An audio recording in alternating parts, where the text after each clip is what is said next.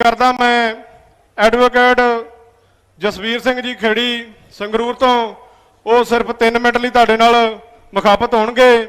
उन्हां तो बाद रमेश अतल जी जिहड़े साडी भैन जी आ हरियाणे तो आगू वो अपने विचार रखणगे।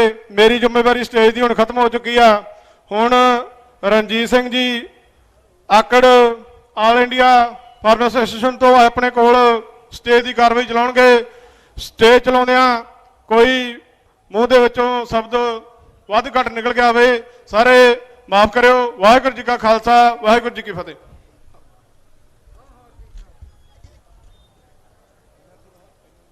देश के कोने कोने तो पहुंचे दर्जा बेदर्जा मेरे देश के किसान नौजवान वीर मेरिया मामा भैणा सब तो पहला बुलाओ फतेह वाहिगुरू जी का खालसा वाहिगुरू जी की फतेह। मैं कुछ फैक्ट के उत्ते गल करनी चाहना। जेकर देखा जाए ये अज नहीं होया, ये लंबे अदासे तो सरकारां साडे संघर्ष नूं तारो पीड़ करदियां आईयां ने। आ जिहड़े संघर्ष की रूपरेखा नूं तारो पीड़ करने की कोशिश की गई आ और झटका लाया गया। ये कोई पहली कोशिश नहीं हैगी, ये लंबे अदासे तो चलदा आउंदा। पर मैं दस देना चाहना साथियों, ये जिहड़ी सरकार केंद्र की सरकार सिद्धम सिद्धा साडे उत्ते कानून थोपना चाहुंदी आ। ये साडा किसी भी कॉन्स्टिट्यूशन दे विच साडे संविधान दे विच किते भी इस तरह दर्ज नहीं हैगा भी जिहड़ी सरकार साडे उत्ते इदां कानून ये लागू करे और साडे उत्ते थोपे। मैं दस देना चाहना भी संविधान का 7वां शेड्यूल आ, साडे देश के कॉन्स्टिट्यूशन का 7वां शेड्यूल आ। उहदे विच लिखिया गया कि जिहड़ियां सेंटर आ गई उहदे कोले 97 डिपार्टमेंट ने। 97 डिपार्टमेंटां दे उत्ते कानून बनाउण दा जिहड़ा राइट आ वो हक आ वो केंद्र कोले आ। उहदे विच 82 और 86 87 जिहड़े उहदे सैक्शन ने वो वर्जित करते हैं केंद्र सरकार नूं।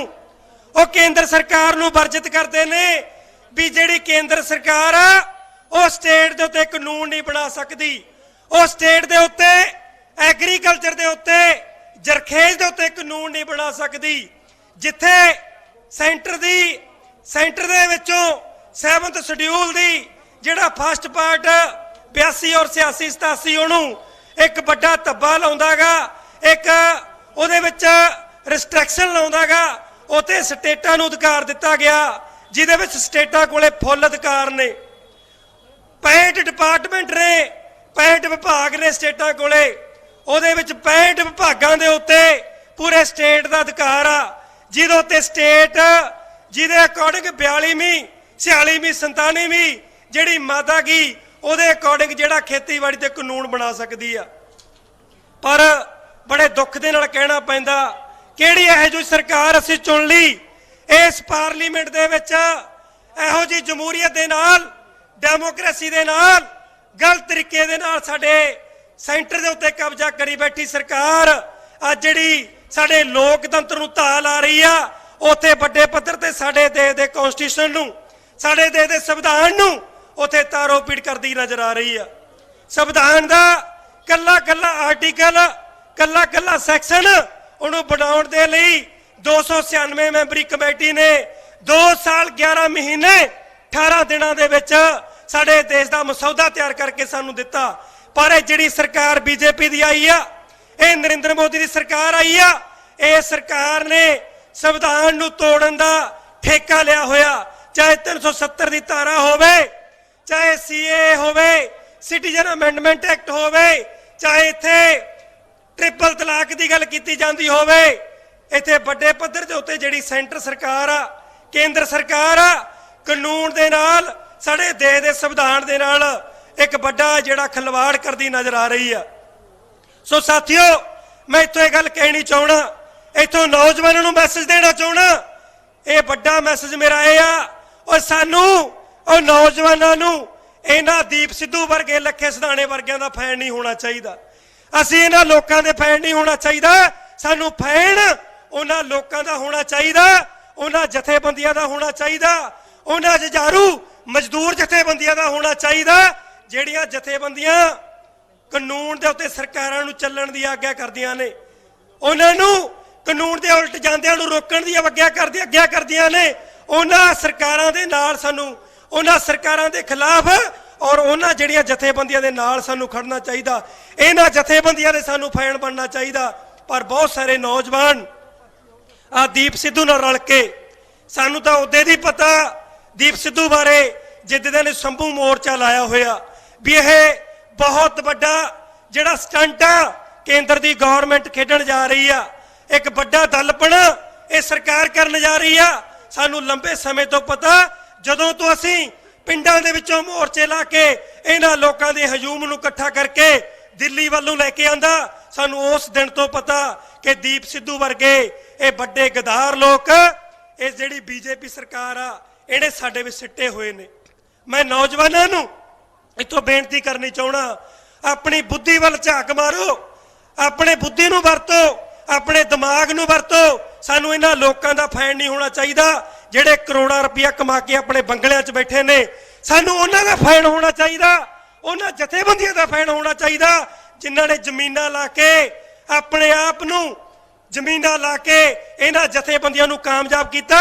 उन्होंने किलियां दे किले जथेबंदियां दे मालकां ने अपने जमीनां बेच के इन्हां जथेबंदियां नूं इत्थे तक लैके आंदा। सानू इन्हां दा फैन बनना चाहिए। सो इस करके मैं नौजवानों नूं इत्थों बेनती करनी चाहना कि आओ आपां इन्हां जथेबंदियां दे नाल स्टैंड करिए।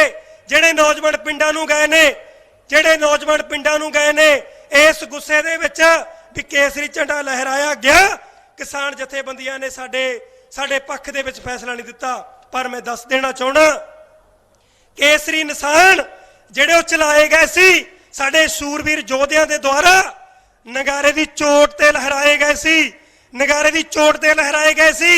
पर इत्थे दीप सिद्धू वर्गे आ साडे धरने नूं, साडे प्रोटेस्ट नूं तारो पीड़ करना चाहुंदे ने। असीं केसरी झंडे नूं सलूट करदे आ, ਉਹ ਸਾਡੇ ਇੱਕ ਧਰਮ ਦਾ ਝੰਡਾ ਗਾ, ਸਾਡਾ ਕੇਸਰੀ ਨਿਸ਼ਾਨ ਸਾਡੇ ਧਰਮ ਦਾ ਝੰਡਾ ਗਾ। ਪਰ ਜਿਹੜਾ ਉਹ ਤਿਰੰਗਾ ਝੰਡਾ ਗਾ ਉਹ ਪੂਰੇ ਦੇਸ਼ ਨੂੰ, ਪੂਰੇ ਦੇਸ਼ ਦੀ ਡੈਮੋਕ੍ਰੇਸੀ ਨੂੰ, ਪੂਰੇ ਦੇਸ਼ ਦੀ ਸੋਵਰਨਟੀ ਨੂੰ ਆਪਣੇ ਕਲੇਵੇਂ ਦੇ ਵਿੱਚ ਲੈਂਦਾ ਗਾ। ਅਸੀਂ ਉਸ ਤਿਰੰਗੇ ਦਾ ਅਪਮਾਨ ਨਹੀਂ ਕਰ ਸਕਦੇ ਕਿਉਂਕਿ ਸਾਡੇ ਦੇਸ਼ ਦਾ ਸੰਵਿਧਾਨ, ਸਾਡੇ ਦੇਸ਼ ਦਾ ਕਨਸਟੀਟਿਊਸ਼ਨ ਉਹ ਸਾਨੂੰ ਸਾਰੇ ਧਰਮਾਂ ਨੂੰ बराबर का हक दिंदा, सानू धार्मिक समानता दिंदा, सानू बोलण दी क्षमता दिंदा, बोलण दा अधिकार दिंदा। इस करके जिहड़ा तिरंगा झंडा गा वो साडे देश दी शान आ, पूरे देश दे विच बैठे वख-वख धर्मां दे लोकां दी शान आ। ये दीप सिद्धू जिहड़ा उधर नूं लाल किले वल कूच करके लैके गया, मैं बार-बार गदार बंदे दा नाम नहीं लेना चाहुंदा, पर ये बहुत वड्डा जिहड़ा ये दुखां दा साडे नौजवानां नूं इन्हां जथेबंदक लोकां दा, जिवें कि राजेवाल साहब ने, होर भी जथेबंद दे लीडर ने, उन्हां दा वड्डे पद्धर ते साथ देना चाहिए। जिहड़े एक-एक फैक्ट दे उत्ते, एक-एक कानून दे आर्टिकल दे उत्ते, एक-एक सैक्शन दे उत्ते ਉਹ नरिंदर तोमर वर्गिਆਂ ਨੂੰ ਤੌਣੀਆਂ ਲਿਆਂਦੀਆਂ ਹੋਈਆਂ ਨੇ, ਤੌਣੀਆਂ। ਉਹਨਾਂ ਦੇ ਨਾਲ ਸਾਨੂੰ ਖੜਨਾ ਚਾਹੀਦਾ, ਉਹਨਾਂ ਦੇ ਫੈਨ ਹੋਣਾ ਚਾਹੀਦਾ ਜਿਹੜੇ ਸਾਨੂੰ ਸਾਡੇ ਹੱਕਾਂ ਤੋਂ ਜਾਗਰੂਕ ਕਰਦੇ ਨੇ, ਜਿਹੜੇ ਸਾਨੂੰ ਸੇਧ ਦਿੰਦੇ ਨੇ ਵੀ ਕਿਵੇਂ ਆ ਸਰਕਾਰ ਕਾਰਪੋਰੇਟ ਘਰਾਣਿਆਂ ਦੀ ਹੁੰਦੀ ਜਾ ਰਹੀ ਆ, ਕਿਵੇਂ ਆ ਸਰਕਾਰ ਅਨਿਲ ਅੰਬਾਨੀ, ਮੁਕੇਸ਼ ਅੰਬਾਨੀ, ਅਡਾਨੀ, ਸਦਾਨੀਆਂ ਉਹਨਾਂ ਨੂੰ ਵੱਡੇ ਮੁਆਵਜ਼ੇ ਦਿੰਦੀ ਜਾ ਰਹੀ ਆ। ਉਹਨਾਂ ਦੇ ਬਾਰੇ ਸਾਡੇ ਲੋਕਾਂ ਨੂੰ, ਸਾਡੇ ਕਿਸਾਨਾਂ ਨੂੰ, ਸਾਡੇ ਨੌਜਵਾਨਾਂ ਨੂੰ ਜਿਹੜੇ ਕਿਸਾਨ ਜਾਗਰੂਕ ਕਰਦੇ ਨੇ ਉਹਨਾਂ ਦਾ ਸਾਨੂੰ ਫੈਨ ਹੋਣਾ ਚਾਹੀਦਾ। ਸੋ ਇਸ ਕਰਕੇ ਦੋਸਤੋ ਇੱਥੇ ਹੋਰ ਵੀ ਸਾਡੇ ਆਗੂ ਬੈਠੇ ਨੇ, ਉਹਨਾਂ ਨੇ ਬੋਲਣਾ। ਮੈਂ ਇੰਨਾ ਕਹਿੰਦਾ ਹੋਏ ਖੇਮਾਂ ਦਾ ਜੱਜ ਤਾਂ ਵਾਹਿਗੁਰੂ ਜੀ ਕਾ ਖਾਲਸਾ, ਵਾਹਿਗੁਰੂ ਜੀ ਕੀ ਫਤਿਹ।